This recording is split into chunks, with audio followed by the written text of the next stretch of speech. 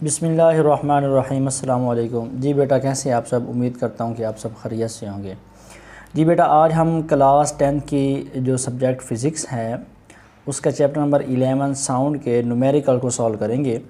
और जैसा कि आप लोगों को मालूम है कि किसी भी चैप्टर के न्यूमेरिकल करने से पहले हम उस चैप्टर के इम्पोर्टेंट अहम फार्मूलाज़ को देखते हैं।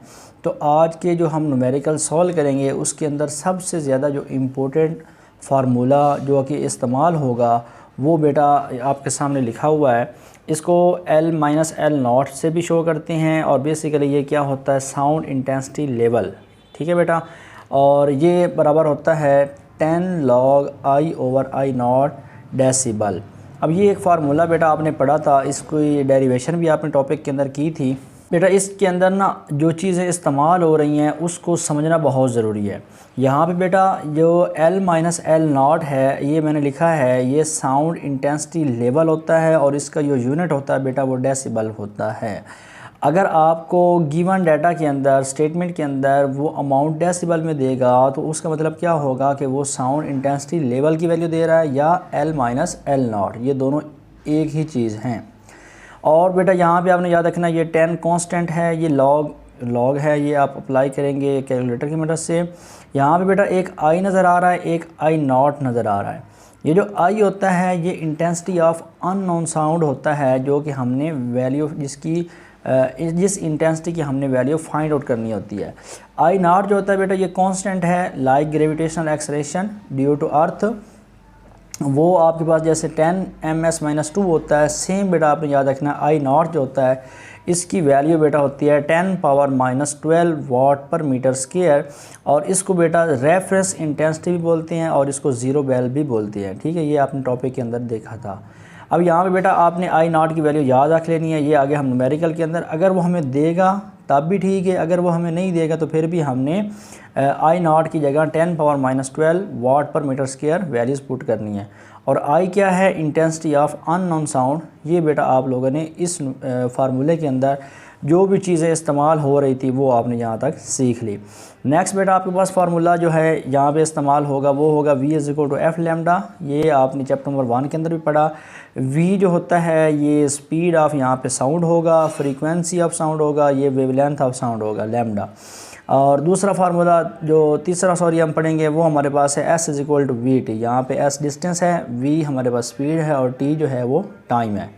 जी बेटा, आज हम जो न्यूमेरिकल पढ़ेंगे वो है 11.2। ये न्यूमेरिकल करवाने का मकसद जो है वो ये है बेटा कि ये जितने भी न्यूमेरिकल्स चैप्टर नंबर 11 के अंदर गिवन है सबसे ज़्यादा इम्पोर्टेंट ये 11.2 होता है। बोर्ड के अंदर अगर इस चैप्टर में से न्यूमेरिकल आए तो 80% से 90% चांसेस यही होते हैं कि 11.2 जो है यही पेपर में आता है। ठीक है बेटा, तो इसको अच्छे तरीके से समझिएगा, बहुत आसान सा ही है, थोड़ी सी तवज्जो फरमाएं।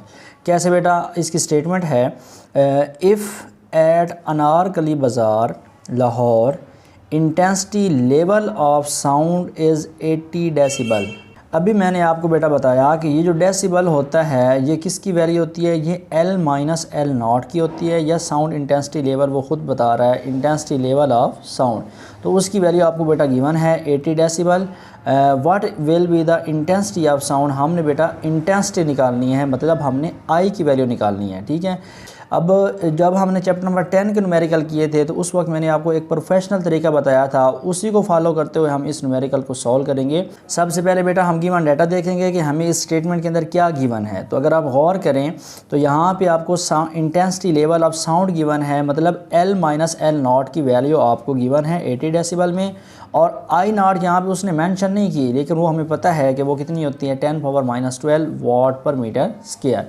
अब नेक्स्ट बेटा आपने हेडिंग दे रही है टू फाइंड की। तो टू फाइंड के अंदर बेटा आपने क्या फाइंड आउट करना है, what will be the intensity of sound. तो बेटा हमने इंटेंसिटी फाइंड आउट करनी है। फार्मूला बेटा कौन सा इस्तेमाल होगा, जो अभी हमने देखा कि L minus L nought is equal to 10 log I/I nought decibel. अब बेटा यहाँ पे आपने सोल्यूशन के अंदर वैल्यूज़ पुट करनी है। L माइनस एल नॉट जो है ये हमें गिवन है, ये 80 है, यहाँ पे आपने इसकी जगह 80 डेसिबल पुट कर देना है और 10 log I/I naught as it is आ जाएगा और ये डेसिबल भी एज इट इज़ आएगा। अब यहाँ से बेटा आपने आसानी के लिए इधर भी डेसिबल है, इधर भी डेसिबल है, ये आपस में कैंसिल आउट हो जाएगा। ये 10 जो इधर मल्टीप्लाई हो रहा है इसको बेटा आपने 80 के नीचे आकर डिवाइड कर देना है, तो यहाँ से 8 जवाब आ जाएगा, बाकी फैक्टर जो है ये एज इट इज़ रहेगा। जी बेटा यहाँ पे हमारे पास 8 आ गया और log i over i not बच गया। अब यहाँ पे बेटा हमने इस i की वैल्यू फाइंड आउट करनी है, तो ये i कैसे फाइंड आउट होगा, इसके बाहर log है, तो log को जब भी हमने एलिमिनेट करना हो, वैनिश करना हो, तो हम बेटा क्या करते हैं, एंटी लॉग जो है वो अप्लाई करते हैं। तो यहाँ पे हम लिखेंगे taking anti log on both side, आपने दोनों तरफ एंटी लॉग लेना है।